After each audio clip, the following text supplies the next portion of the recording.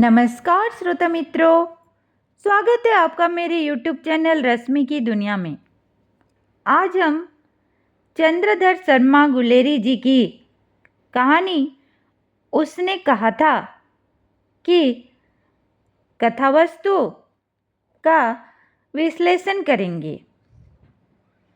कहानी का प्रारंभ अमृतसर नगर के चौक बाजार में एक 8 वर्षीय सिख बालिका तथा एक 12 वर्षीय सिख बालक के बीच छोटे से वार्तालाप से होता है।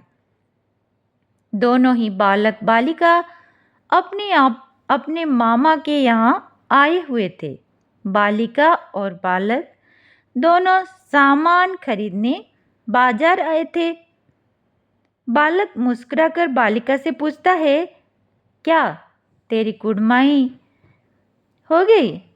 इस पर बालिका कुछ आंखें चढ़ाकर धत कहकर दौड़ गई और लड़का मुंह देखता रह गया। ये दोनों बालक बालिका दूसरे तीसरे दिन एक दूसरे से कभी किसी दुकान पर कभी कहीं टकरा जाते और वही प्रश्न और वही उत्तर। एक दिन ऐसा हुआ कि बालक ने वही प्रश्न पूछा और बालिका ने उसका उत्तर लड़के की संभावना के विरुद्ध दिया और बोली, हाँ हो गई। इस अप्रत्याशित उत्तर को सुनकर लड़का चौंक पड़ता है और पूछता है, कब? जिसके प्रत्युत्तर में लड़की कहती है, कल। देखते नहीं, यह रेशम से कढ़ा हुआ सालू। और यह कहकर वह भाग जाती है, परंतु लड़के के ऊपर मानो वज्रपात होता है और वह किसी को नाली में धकेलता है, किसी झावड़ी वाले को झावड़ी में गिरा देता है, किसी कुत्ते को पत्थर मारता है, किसी सब्जी वाले के ठेले में दूध उड़ेल देता है और किसी सामने आती हुई वैष्णवी से टकरा जाता है और गाली खाता है। कहानी का पहला भाग यहीं नाटकीय ढंग से समाप्त हो जाता है। इस बालक का नाम था लहना सिंह और यही बालिका बाद में सूबेदारनी के रूप में हमारे सामने आती है। इस घटना के 25 वर्ष पश्चात कहानी का दूसरा भाग शुरू होता है।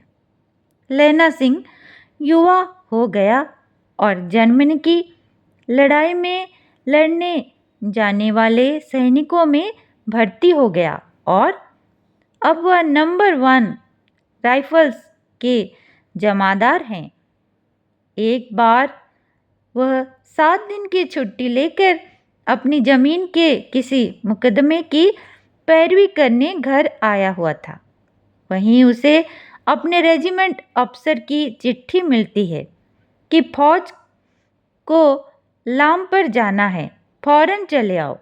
इसी के साथ सेना के सूबेदार हजारा सिंह की भी चिट्ठी मिलती है कि उसे और उसके बेटे बोधा सिंह दोनों को लामा पर जाना है, अतः वे साथ ही चलेंगे।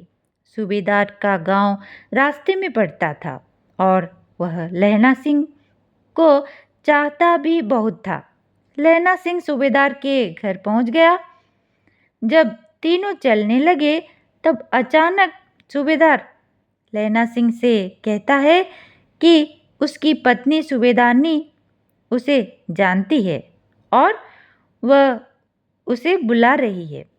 लहना सिंह को आश्चर्य होता है कि सेना के क्वार्टर में तो वह कभी रही नहीं, पर जब अंदर मिलने जाता है तब सूबेदारनी उसे कुड़माई हो गई वाला वाक्य दोहराकर 25 वर्ष पहले की घटनाओं का स्मरण दिलाती है और कहती है कि जिस तरह उस समय उसने एक एक बार घोड़े की लातों से उसकी रक्षा की थी, उसी प्रकार उसके पति और एकमात्र पुत्र की भी वह रक्षा करे।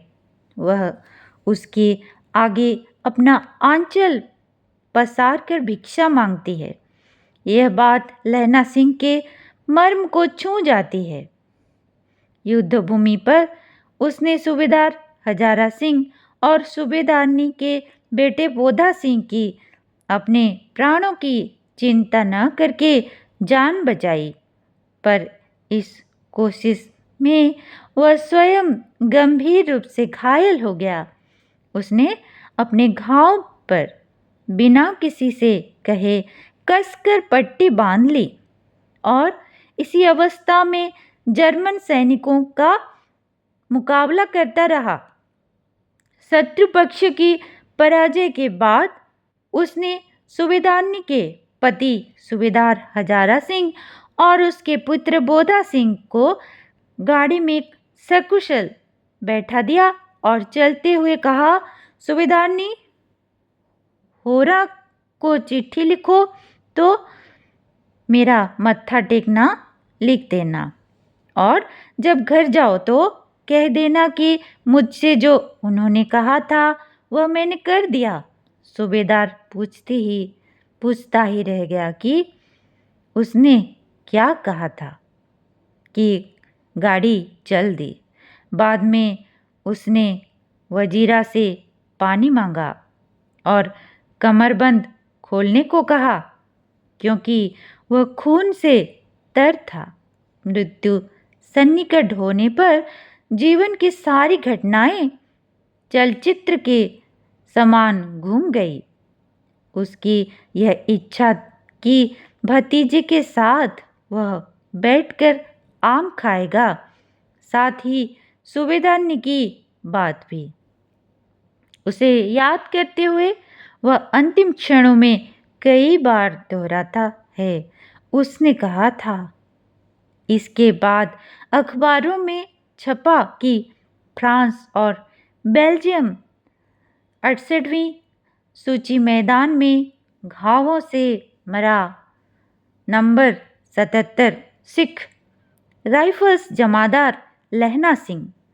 इस प्रकार अपनी बचपन की छोटी सी मुलाकात में हुए परिचय के कारण उसने उसके मन में सूबेदारनी के प्रति जो प्रेम उदित हुआ था, उसके कारण ही उसने सूबेदारनी के द्वारा कहे गए वाक्यों को स्मरण रखा। उसके पति व पुत्र की रक्षा करने में अपनी जान दे दी, क्योंकि ऐसा उसने कहा था। मेरा यह प्रयास आपको कैसा लगा, कमेंट में ज़रूर बताइएगा। मिलते हैं अगले वीडियो में। धन्यवाद श्रोता मित्रों।